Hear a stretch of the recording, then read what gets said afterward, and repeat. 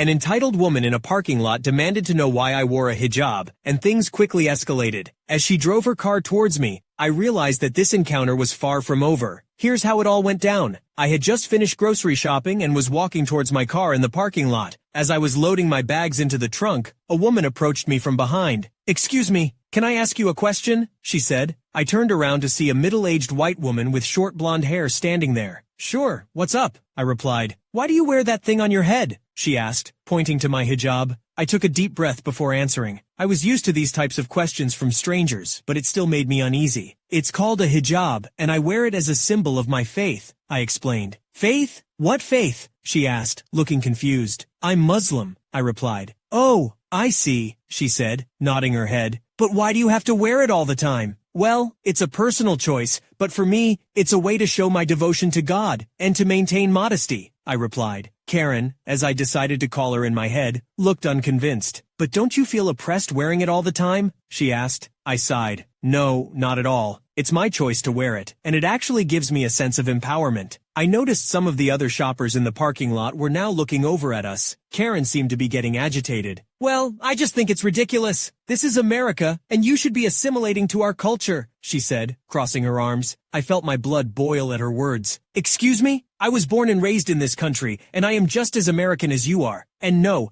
I don't need to assimilate to your culture. I can be a proud Muslim and still be a contributing member of society," I retorted. I couldn't shake off the encounter with Karen as her harsh words echoed in my head. It was frustrating to be reminded of the ignorance that still existed in our society. I shook my head and tried to push the thoughts aside as I made my way to the grocery store. As I was walking towards the entrance, I saw Karen across the parking lot. She was sitting in her car and seemed to be staring at me. I felt my heart rate quicken, hoping she wouldn't say anything else, but as fate would have it, she started yelling at me again. "You shouldn't be wearing that thing on your head! This is America, not the Middle East!" she shouted. I tried to ignore her and keep walking, hoping she would just leave me alone. But then she started driving her car towards me, and my heart dropped. I quickly moved out of the way as she drove past me, yelling, "Get out of the way, terrorist!" I was shaken up after Karen almost hit me with her car. I stood frozen for a few seconds before I decided to go into the grocery store anyway. I needed to finish my shopping and get out of there as quickly as possible. As I was walking down the cereal aisle, I heard someone calling my name. I turned around to see Karen standing there, looking angry. "You don't belong here! You're not American!" she yelled. I took a deep breath and tried to remain calm. "Karen, please stop. I am an American citizen, just like you. I have every right to be here," I said. Karen didn't seem to be listening. "No, you don't. You're not assimilating to our culture. You're trying to change everything," she said, her voice rising. "I'm not trying to change anything. I'm just living my life the way I want to," I replied. Karen shook her head. "You're a terrorist. You're trying to bring Sharia law to this country. I won't stand for it," she said. For those who don't know, Sharia law is a set of principles and guidelines that are derived from the Quran and the Hadith, which are the sacred texts of Islam. It covers a wide range of topics, including personal behavior, family life, and business practices. However, the idea that Muslims are trying to impose Sharia law on non-Muslims in the United States is a myth, and is often used as a scare tactic by those who are ignorant or prejudiced towards Islam and Muslims. I felt my anger rise. I am not a terrorist. I am not trying to bring Sharia law to this country. I just want to live my life without being harassed, I said. Karen crossed her arms. "Well, I have a right to say whatever I want. This is a free country," she said. I knew it was no use arguing with her. I sighed and turned back to the cereal aisle. I just wanted to finish my shopping and get out of there. As I walked away, I heard Karen muttering under her breath about "those people" and taking over our country. I finished my shopping as quickly as I could, still shaken up from my encounter with Karen. As I headed back to my car, I noticed that Karen's car was parked nearby with a ticket on the windshield. She must have parked in a no-parking zone while she was inside yelling at me. I couldn't help but smirk a little as I loaded my groceries into the trunk. Karen's car getting ticketed felt like a small victory, but it didn't make up for the harassment I had just endured. Just as I was about to get into my car and drive away, Karen walked up to me again. "This is outrageous! How dare they give me a ticket?" she exclaimed, waving the piece of paper in my face. I rolled my eyes. "Maybe you should have thought twice before parking in a no-parking zone," I said. Karen looked like she was about to argue some more, but I didn't want to deal with her anymore. I got into my car and drove away, relieved to be leaving the parking lot and Karen behind. Wow, This story is truly insane. The entitlement and bigotry shown by Karen is just mind-boggling. How can someone be so ignorant and disrespectful towards a fellow human being? And the fact that she almost hit the author with her car is just terrifying. It's appalling to see that this kind of behavior still exists in our society. How can we ever hope to progress as a nation if we can't even treat each other with basic respect and dignity?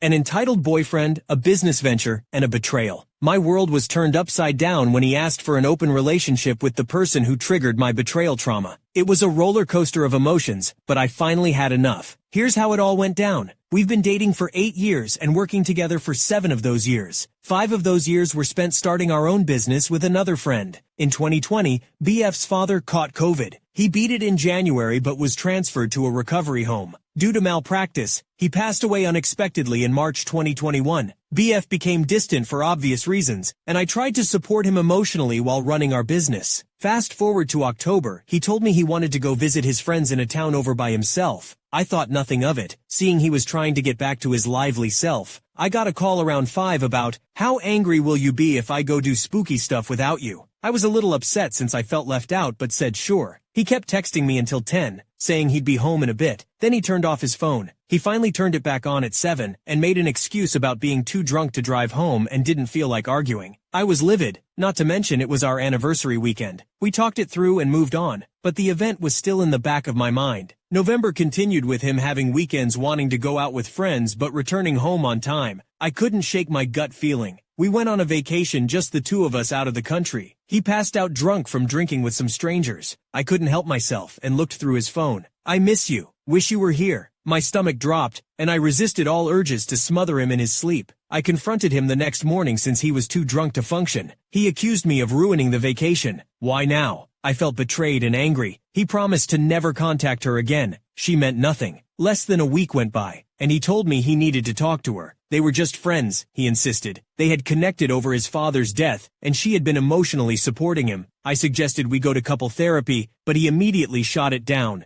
I told him to do whatever he wanted since he couldn't keep a simple promise with someone that meant nothing. I had fallen into a horrible depression and went to the doctor to get some meds before I hurt myself. A few weeks went by and he brought up he wanted us to have an open poly relationship with her. Hell no. While it wasn't the first time he brought up an open relationship, the thought of her in my life revolted me. He continued to harass me for the next few months until I finally agreed in June due to an ultimatum. "Polly or I continue to cheat on you. I can't do monogamous." I immediately regretted opening the door. He began spending more time with her, going on trips. We continued to distance. He begged me to meet her, to give her a chance, and I did. Nothing changed. He finally realized our business was not doing well due to his negligence. He planned to start helping more and scheduling properly to assure we were all getting the proper time. Similar to how most people complain, getting home late to stare at his phone really didn't count as spending time with me. I found out from a friend that he had taken her to dinner with friends, supposed to be a secret. I confronted him over the phone since I was out of town. He said it didn't mean anything, but I felt hurt. We talked it through, and before hanging up he asked, "How mad will I be if I take her to see my uncle?" I hung up on him, not wanting to continue to fight. He opened yet another door, now family. By September, I had enough. I told him I was tired of being ignored, toxic and depressed. He asked if I had found someone new. I just didn't want to continue being in a poly relationship with people that had betrayed me. I felt like a third wheel in my own relationship. He begged me once again, new plan. I agreed with the exception that we go to couples therapy. A month went by and there was still no therapy. I had enough and brought it up again. I wanted him out of my house, and I wanted us to break up unless he left her. He brought up the reason he was with her was that I didn't provide him with what he needed, to be desired and intimate. We'd always struggled with him in the past. Our drives were completely opposite. We talked, we hashed out a plan. Again, the final straw, her or me. I wanted to work on us, rebuild our relationship, find each other, and be happy. He agreed but said it needed to be the next time he saw her. He didn't want to do it over text. Okay, they had plans to go to Halloween. I showed interest in what they were doing since he was going to be gone Friday, Saturday. He asked me if I wanted to come, that it would be nice if I got along with her. I snapped. It had been 2 months of me telling him I felt like I was on thin ice over our situation. He said he didn't realize he had a timeline to break up with her. I asked him what would be a good date for him then. He said the end of January after their cruise. I felt defeated. I asked him if it was okay then, that he couldn't stay with me while he was with her, that he needed to find his own place. "I'm done.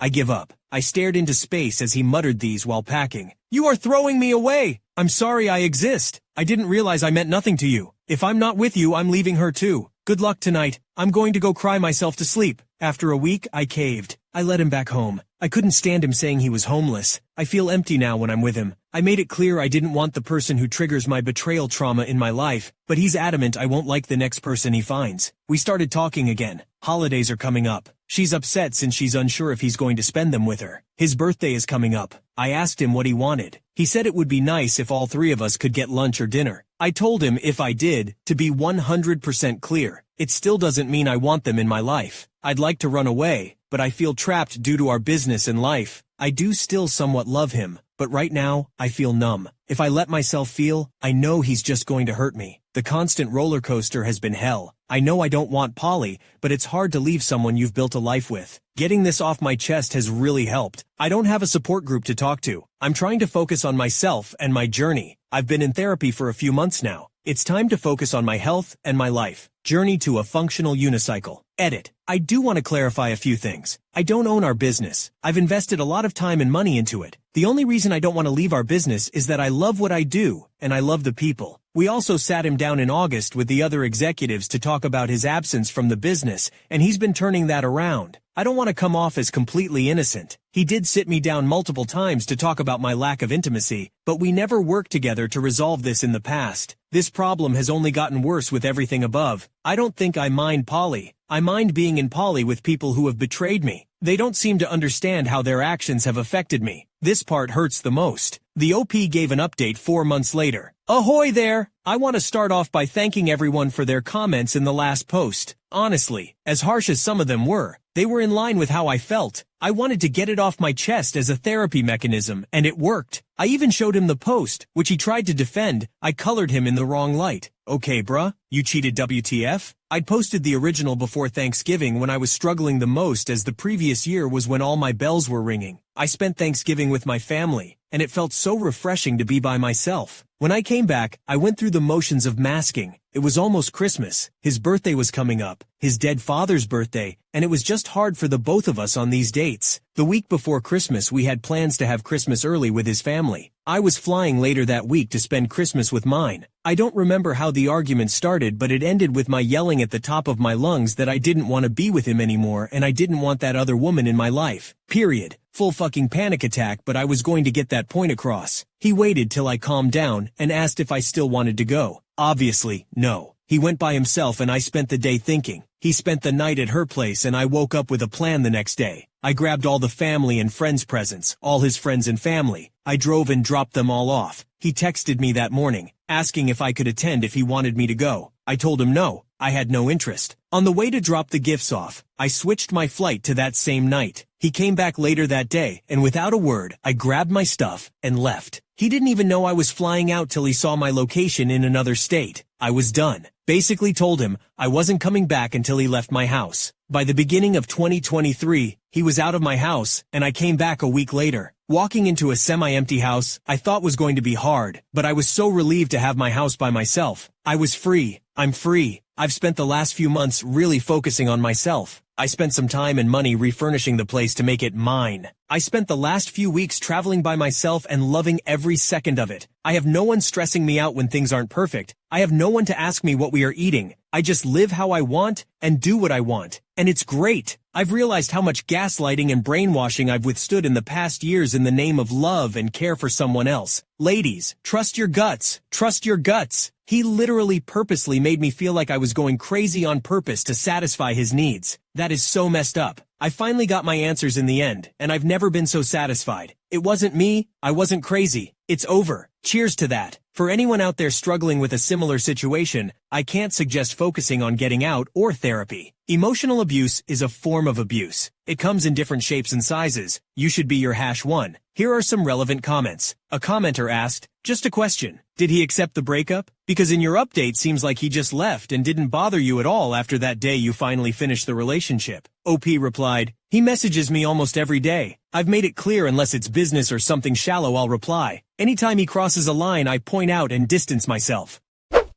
I feel for you, original poster. I've been through a lot of what you have and have felt the same way. I just wanted to tell you that I'm glad that you finally left him, even though it took a while. You're still young and have so much ahead of you. I know it's hard right now, but everything will be okay in the end. You're going to be okay. I spent 10 years in prison and lost touch with the love of my life. After finding her online, I debated whether or not to reach out to her. Finally, I mustered the courage to send her a message. Here's how it all went down. I, 35M, was incarcerated and lost touch with 33F. It's been over 10 years. Would it be wrong to contact her? When I was a university student, I fell in love with Daria. Not her real name, obviously. She was the younger sister of my best friend, so I considered her off limits, but my crush on her persisted and grew. She's one of those beautiful, brilliant people who is alive and breathing to make the world a better place. How could I not be drawn to that? One day, she told me she had feelings for me. To my relief, my best friend didn't have a problem with me dating his sister either. So for 2 wonderful years, Daria was my girlfriend. I should have asked her to marry me. I don't know why I didn't. I suppose I thought I had all the time in the world. We were young and there was no need to rush things. We lived in a country that isn't exactly democratic, and we were political activists. I ended up getting arrested and going to prison for 9 years. Please don't think I'm some kind of monster for this. I don't want to go into detail in case it makes me identifiable somehow,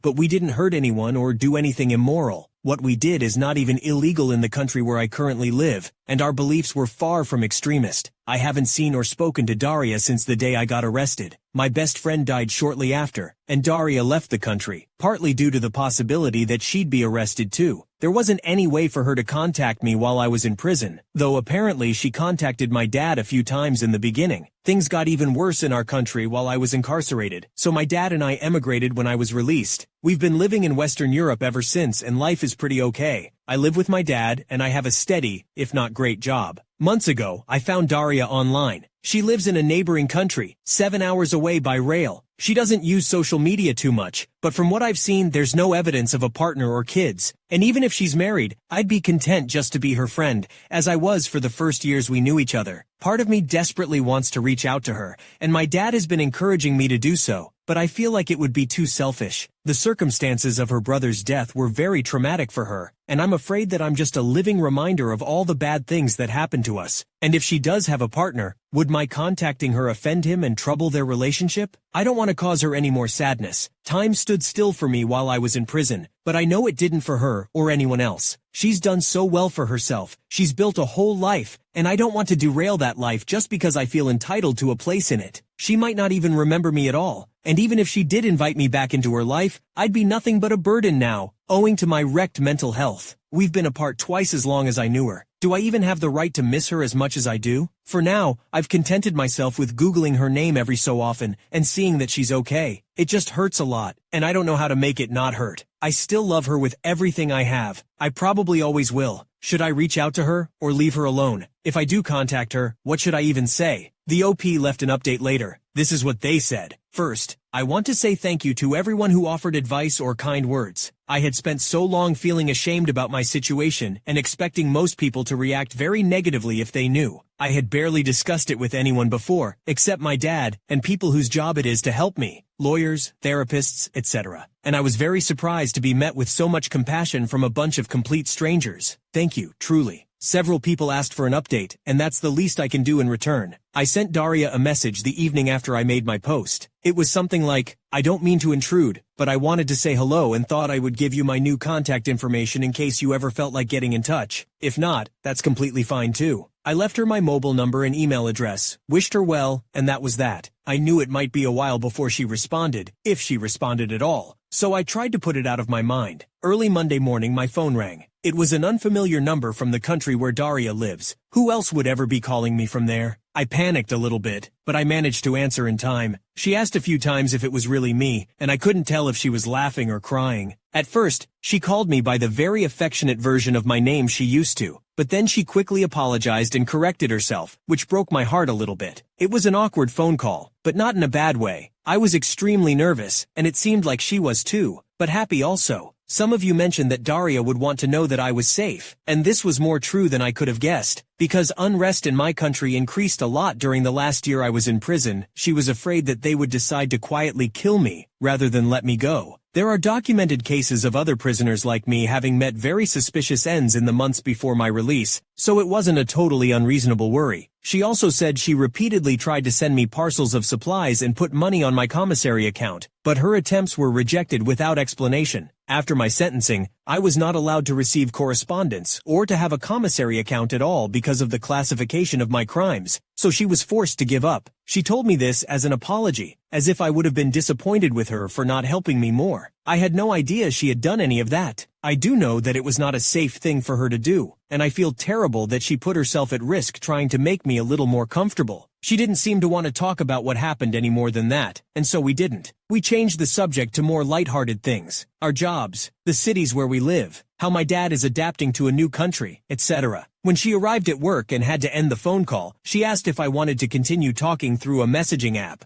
Obviously I said yes and downloaded it immediately. We sent messages throughout the day, and she even interrupted her commute home to send me a picture of a restaurant modeled after one of my favorite books, just because she thought I would like it. She told me that she thought of me every time she saw it, but unfortunately, the restaurant itself was not so good. I was afraid she wouldn't remember me, but she even remembers the things I like to read. She remembers a lot of little things, even stuff I forgot. We have been sending messages back and forth ever since, and talking on the phone after I finish work at night until she gets too sleepy. Sometimes it feels like I'm 24 and she's texting me from a few blocks away, as if the next thing she might ask is what's for dinner. Other times it seems like we're trying to will dead versions of ourselves back to life, in order to avoid acknowledging what we've lost. She seems a lot more timid than she used to, more passive, which I suppose makes sense. Sometimes I worry about how much I've changed, and that maybe she won't find anything left in me that's worthy of her. But if I could express in words what it feels like to hear her laugh, I could explain that there's also a lot that we know very well. She hasn't lost her kindness, or her warmth, or her empathy. She still cares about me, and I still care about her. I know that rebuilding a friendship after all that's happened will take lots of patience, and I have plenty to spare. I'm just happy to have the chance to get to know her again. This morning, Daria asked if I want to have a video call sometime this weekend. I agreed, but I'm ashamed to admit that as much as I want to see her, I'm very nervous. I look so different than she would remember. My jaw is messed up, and I have the teeth of a hockey player. Fortunately, I will qualify for healthcare insurance soon and be able to have it fixed. I lost weight that I haven't put back on, and I see an old man in the mirror. I'm also worried that I will get very emotional when I see her and embarrass myself that way. I don't really cry in front of people. I'm not used to it, and this doesn't seem like a good occasion to start. Aside from not wanting to appear pitiful, I don't want her to feel forced to comfort me. If anyone has some advice on how to handle this, it would be much appreciated. Overall, this week could not have gone better, and I am extremely grateful to everyone who gave me the little push of courage I needed to send her that message. 1,000 times thank you. The OP gave their final update, which offers a shocking conclusion. I've had a lot of people ask for an update, so here it is. The last 2 months have gone by very fast. I told Daria that I was nervous about the video call, and she insisted on having it right away so that I could get it over with and stop worrying. Seeing her made everything feel real in a way it hadn't before. She still looks like herself, or even more beautiful, different only in the sense that she is fully an adult now. The place she lives is very different from our home country, with a distinct culture to which she has assimilated. That she had time to adapt and feel completely at home in this place broke the illusion that no time had passed. In hindsight, that was probably the real reason I had been so nervous, because I could no longer occasionally forget myself and pretend that nothing had changed. The hardest part was not being able to reach through the screen and put my arms around her. Sitting there and watching someone you love cry from a distance is not easy. I barely noticed that I was crying too. She didn't seem surprised at my appearance, but she did eventually look me over and ask if the food was terrible where I lived. I explained about my jaw and that I'm getting it fixed. Less dental work is required than I thought, but I need surgery. Her response was to ask for my address and order groceries to be delivered, including a lot of soft snacks that are easy to eat, and these meal substitution drinks that are actually tasty. She sent them every week since, even though I tell her it's not necessary. When I wanted to pay her back, she laughed at me and said she owed me a lot of food because I had kept her from starving to death in university. I loved being able to cook for her, and I suppose it makes her just as happy to feed me now. We talk every day and have made video calls a regular habit. It does me so much good just to see her face, and the awkwardness is mostly gone now. It's easy to talk to her. Last night she brought her computer into the kitchen and talked to me while doing the washing up. It's amazing how mundane things like that can make me feel normal, and at home, in ways I forgot I could. I never thought I'd be that stupidly happy to see someone washing coffee cups. I'm beginning to think that the idea of home as a physical place is a misconception. She likes to send photos to show me where she lives, what her life is like now. She was curious about how things are the same or different here. I didn't want to admit that I don't have much of a life to share back. Going places just didn't seem worth the effort. She is, though. At first, it was very small things. She would send a picture of a pastry she'd bought at a cafe, saying that she thinks her city has better pastries than mine. I would go out and get one so I could send her a photo too. Then it was beer. Which city has better parks, interesting architecture, a department store, and so on. I figured out quickly that she was trying to coax me into going out more, but I played along to make her happy. I've seen more of my city in the past month than the entire time I've lived here before. I've been to the art museum and finally joined my colleagues for a beer. Usually, I go places for short durations at the less crowded times, but I'm still going, which is something. Daria used to be very sociable, so I thought that whatever happened, at least she wouldn't be lonely. I was wrong. There is a lot she could never tell her friends because they can't relate. They would feel sorry for her and cease to be equals, she says. Our experiences are different, but we are more able to understand each other than other people could. And despite her own burden, she has quietly picked up half the weight from my shoulders without ever being asked to. I am in awe of her, simply for being the kind of person who would. For Women's Day, I sent her some orchids, and she was very happy that I remembered her favorite flower. The things I can do to make her smile are so small, and she deserves so much more than I know how to give her. But I would do anything for this woman, and I am learning. There are protests happening where she is, with riot police and tear gas. Whenever this happens, she feels nervous and has difficulty sleeping. Now at least I can stay on the phone with her at night so she's not alone. Aside from the anxiety, there is also a sense of nostalgia. She talks about when that was us, making noise in the street. I'm glad she has good memories too, and doesn't have to be alone with them anymore. Finally, the reason I am updating now, she is coming to visit. We were talking last night, and I mentioned that a church near me has special windows designed by an artist she loves, and I was thinking about going to see them eventually. She said it would be unfair of me to go without her, so I invited her to come with me. And then somehow it turned from vague future plans to being scheduled for next Saturday. She was going to come for the day, but I told her it was silly to travel so far to stay for such a short time and suggested she stay the entire weekend. So she will be here from Friday until Sunday. I haven't really had time to be nervous yet, but I'm sure I will. Thank you again to everyone who has given advice or encouragement. It is very much appreciated. Daria and the OP went through trauma together, but they also went through trauma separately. OP correctly points out Daria has had years to assimilate, while OP is learning a new life after 9 years in prison. Daria is an absolute gem helping the OP through his assimilation process. I wish them both a happy life, whatever direction life takes them. If you enjoyed today's video, be sure to check out the other videos on your screen now, subscribe now, or you're definitely the jerk.